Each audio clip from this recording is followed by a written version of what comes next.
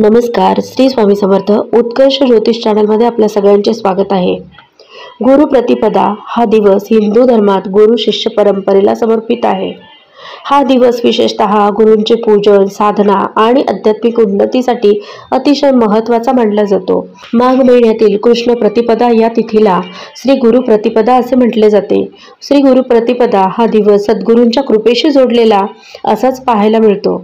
या दिवशी साधक आणि भक्त आपल्या गुरूंचे पूजन करतात आणि त्यांच्या मार्गदर्शनाबद्दल कृतज्ञता व्यक्त करतात आणि म्हणूनच हा दिवस शिष्यांसाठी त्यांच्या गुरूंनी शिकवलेल्या गोष्टींचे पालन करण्याचा संकल्प करण्याचा दिवस मानला जातो. गुरु प्रतिपदा या दिवसाला आध्यात्मिक उन्नतीसाठी अत्यंत महत्त्वाचा दिवस म्हणून मानला जातो. या दिवशी ध्यान, साधना, गुरूंनी केलेल्या उपदेशांचे पालन केल्याने साधकाला उत्तम लाभ होतो. गुरु शिष्य परंपरेचा सन्मान करणारा हा दिवस गुरूंच्या आशीर्वादाने शिष्याचे जीवन यशस्वी होते, म्हणून या दिवसाला विशेष महत्त्व आहे. एखाद्या गोष्टीची नवी सुरुवात करणे, एखादी नवीन सेवा आजच्या गुरुप्रतिपदा दिवसापासून सुरू करून पुढील गुरुप्रतिपदेपर्यंत केल्यास उत्तम फलदायी होते.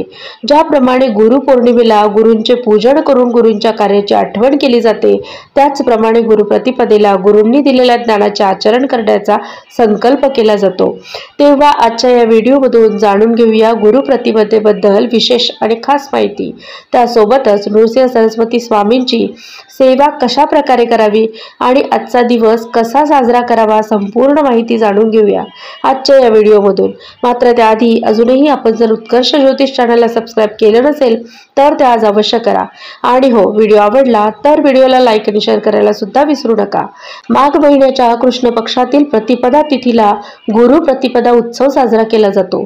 यंदा 2025ला 13 फेब्रुवारी रोजी गुरु प्रतिपदा उत्सव असणार आहे. दत्त महाराज नुसत्या नामस्मरणाने प्रसन्न होतात. भक्तांच्या एका हाकेला धावणारी माऊली श्रीपाद श्रीवल्लभ हे श्री दत्तप्रभूंचेच दुसरे अवतार आहेत. श्री नृसिंह सरस्वती दत्तप्रभूंचे तिसरे अवतार आणि तेच पुढे श्री स्वामी समर्थ महाराज म्हणून प्रसिद्धीस पावले. श्री दत्त अवतारी भगवान श्री नृसिंह सरस्वती स्वामी महाराजांनी गुरु प्रतिपदा याच पावन तिथीला शैलगमन केले होते. त्यांनी आपला देह ठेवलेला नाही, ते फक्त अदृश्य झाले होते. श्री गुरु प्रतिपदा खूप वैशिष्ट्यपूर्ण उत्सव मानला जातो. श्री गुरु प्रतिपदा ही फार विशेष अशी पुण्यफलदायी तिथी असून सर्वच गुरु संप्रदायामध्ये मोठ्या प्रमाणावर साजरी होत असते. या दिवशी गाणगापुरात भव्य दिव्य स्वरूपात उत्सव साजरा होतो. या दिवशी देशभरातील भक्त मोठ्या प्रमाणात गाणगापुरात येऊन अभिषेक, पूजा, नैवेद्य आणि पालखी सेवेत देखील सहभागी होताना दिसतात. अकोला जिल्ह्यातील लाडकारंजा या गावी अंबाभवानी आणि माधव यांच्या पोटी नृसिंह सरस्वती स्वामींनी जन्म घेतला. गुरुचरित्र ग्रंथात याचे संपूर्ण चरित्र वर्णन केलेले आहे. त्यांचे मूळ नाव शालग्रामदेव माधव काळे असे होते. जन्मतःच ते ओमकाराचा जप करू लागले. सर्वसामान्य मुलांप्रमाणे ते रडलेही नाहीत. त्यामुळे सर्वांना अतिशय आश्चर्य वाटू लागले. तत्कालीन महान ज्योतिषांनी देखील हा मुलगा साक्षात ईश्वर अवतार असल्याचे सांगितले. हा लौकिक मुलगा श्रीहरीप्रमाणे सर्व नरांचे पाप ताप दैन्यहरण करणारा असेल, म्हणून याचे नाव नरहरी असे ठेवावे असे त्यांनी सुचवले. म्हणून त्यांना नरहरी नावाने ओळखले जाऊ लागले. वयाच्या 7 वर्षापर्यंत नृसिंह सरस्वती स्वामी अजिबात बोलत नसत. मात्र खुणेने त्यांनी जेव्हा आईवडिलांना सांगितले की माझी मुंज करा आणि उपनयन संस्काराच्या वेळेस त्यांनी आई अंबाभवानीकडे वेदवाणीचा उच्चार करून भिक्षा मागितली. त्यानंतर ते बोलू लागले.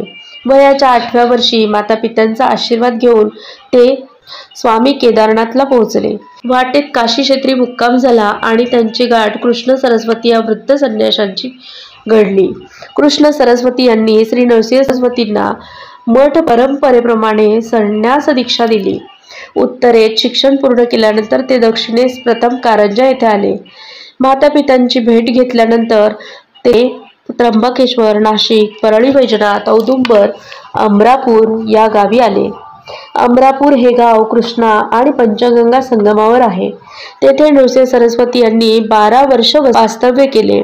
त्यांच्या या गावाच्या प्रदीर्घ निवासामुळे त्या गावाला नरसोबाची वाडी हे नाव प्राप्त झाले. त्यानंतर गाणगापूरला 24 वर्ष राहिले। त्यावेळी बेदरचा बादशाह अल्लाउद्दीन याने त्यांची पूजा केली। गुरुप्रतिपदा या तिथीला नृसिंह सरस्वती स्वामी महाराजांनी श्री क्षेत्र गाणगापूर येथे आपल्या निर्गुण पादुका स्थापन करून अवतार कार्य संपवले होते। नृसिंह सरस्वती महाराजांनी कृष्णा तीरावरील श्री क्षेत्र औदुंबर येथे एक चातुर्मास वास्तव्य केले। आपल्या विमल पादुका स्थापन करून वाडीला गमन केले होते। अश्विन कृष्ण द्वादशी श्री गुरु द्वादशीच्या मुहूर्तावर आपल्या मनोहर पादुका स्थापन करून गाणगापूरकडे त्यांनी प्रयाण केले। या तीनही पादुकांना विशेष नावे आहेत। विमल पादुका आणि मनोहर पादुका या पाषाणाच्या असून निर्गुण पादुका कशापासून बनलेल्या आहेत याची माहिती अद्यापही कुणाला नाही। यांना विशिष्ट असा आकारही नाही, म्हणून या पादुकांना निर्गुण पादुका असे म्हटले जाते। या निर्गुण पादुकांना पाण्याचा स्पर्श देखील केला जात नाही, त्याऐवजी केशर आणि अत्तराचे लेपन केले जाते। या निर्गुण पादुका लंबगोल आकाराच्या पेटीत ठेवलेल्या असतात। विमल पादुका सोडून बाकी अन्य 2 पादुकांच्या नावांचे संदर्भ श्री गुरुचरित्रात पाहायला मिळतात। मनोहर पादुकांचे दर्शन व पूजन केल्याने सर्व मनोकामना पूर्ण होतात असेच म्हटले जाते। औदुंबर येथे नृसिंह सरस्वती महाराजांनी एक चातुर्मास आपल्या अनुष्ठानात काळ व्यतीत केला होता। त्यांच्या या एकांतवासाचा संदर्भ घेऊन औदुंबर येथील पादुकांना कदाचित विमल पादुका असे म्हणत असावेत, पण या नावाचा उल्लेख श्री गुरुचरित्र ग्रंथात कोठेही दिसत नाही। विमल म्हणजे अत्यंत शुद्ध, कुठलाही मल दोष विरहित असणाऱ्या अशा पादुका। असे सांगितले जाते की लौकिक अर्थाने खूप प्रसिद्धी पावल्यानंतर आणि आपला अवतार कार्य पूर्ण झाल्यानंतर स्वामी श्रीशैल्य येथे गेले। तेथे पाताळ गंगेमध्ये जाऊन त्यांनी शिष्यांना पुष्पांचे आसन करायला सांगितले। शिष्यांनी देखील एक मोठी बांबूची बुट्टी तयार केली, ज्याला 4ही बाजूंनी कर्दळीच्या पानांनी लपेटले। त्यावर शेवंती, कोमल मालती इत्यादी फुले पसरून पुष्पासन तयार केले। त्या दिवशी गुरु कन्या राशीत होता, उत्तरायण सुरू होते आणि सूर्य कुंभ राशीत होता। माघवद्य प्रतिपदेचा तो दिवस होता, शुक्रवार असून त्या दिवशी प्रातःसमयी श्री गुरु पुष्पासनावर बसले आणि पाताळगंगेतून कर्दळी वनाकडे ते निघाले। कर्दळी वनात पोहोचल्यावर आपण तेथे पोहोचल्याची खूण म्हणून प्रसाद पुष्पे पाठवतो असे त्यांनी आपल्या शिष्यांना सांगितले। त्यानंतर स्वामी हळूहळू दिसेनासे झाले। स्वामी कर्दळी वनाकडे ज्या दिशेने गेले तेथून काही नावाडी आले। त्यांनी शिष्यांना सांगितले की आम्ही स्वामींना कर्दळी वनात जाताना पाहिले आणि त्यानंतर ते गुप्त झाले। त्यांनी त्यावेळी तुम्हाला देण्यासाठी एक निरोप आमच्याकडे दिला आहे असे शिष्यांना सांगितले व तो निरोप असा होता, आम्हास आज्ञापिती मुनी, आपण जातो कर्दळीवनी, सदा असो गाणगा भुवनी असे सांगा म्हणितले। महाराष्ट्रातील दत्त संप्रदायाचा प्रारंभ नृसिंह सरस्वतींच्या अवतार चरित्रातून झाल्याचे पाहायला मिळते। नृसिंह सरस्वती स्वामींनी शिव, विष्णू, देवी, गणेश आणि नृसिंह यांच्या उपासनेचा उपदेश केल्याचे दिसून येते। त्यामुळेच महाराष्ट्रात दत्तोपासनेला लोकप्रिय झालेले पाहायला मिळते। त्यांच्या निवासामुळे औदुंबर, नरसोबाची वाडी, गाणगापूर ही गावे दत्त संप्रदायकांची तीर्थक्षेत्रे बनली। महाराष्ट्र भूमीला मुक्तीचा मार्ग दाखवणारा हा महापुरुष मराठी संस्कृतीच्या इतिहासात युगपुरुष म्हणून चिरंतन राहील। भक्तांनी स्वामींना ज्या दृष्टीने पाहिले त्या स्वरूपात त्यांनी त्यांना दर्शन दिले। कोणाला त्यांनी विठोबाऊलीच्या स्वरूपात दर्शन दिले, तर कोणाला भगवान श्री हरी विष्णूंच्या स्वरूपात दर्शन दिले, कोणाला भगवती स्वरूपात दर्शन मिळाले। महाराजांनी भक्तांच्या कल्याणासाठी अनेक लीला दाखविल्या। गुरुचरित्रात सर्व लीलांचे वर्णन लिखित स्वरूपात आहे। ज्या लीलांचे वाचन केल्याने, गायन केल्याने मनुष्य जीवनातील जन्मजन्मांतरीच्या पापांपासून, शाप तळतळाटापासून मुक्तता मिळते। मानवाला जन्मापासून मरेपर्यंत ज्याप्रमाणे गुरुची आवश्यकता असते, खरोखर गुरुचरित्र हा ग्रंथ गुरुची पूर्तता करतो। जन्माच्या वेळी गुरुच्या रूपात आपले आई वडील आपली मदत करत असतील, तर शाळेत गेल्यानंतर शिक्षक तसेच मोक्ष प्राप्तीसाठी आपल्याला धर्मगुरूंची देखील आवश्यकता असते। तर असा हा गुरुप्रतिपदेचा दिवस आपण सर्वांनीच साजरा करून महाराजांचे आशीर्वाद आपल्या कुटुंबाला मिळवावेत। या दिवशी सकाळी लवकर उठून नित्यपूजन झाल्यानंतर तुमच्या देवाऱ्यात जर स्वामींची मूर्ती असेल, दत्त महाराजांची मूर्ती असेल किंवा मग फोटो असेल तर त्या फोटोंचे पूजन करावे। मूर्ती असेल तर मूर्तीला षोडशोपचारे पूजन करावे। जर षोडशोपचारे पूजन आपल्याला करणे शक्य नसेल तर किमान पंचोपचारे पूजन करावे।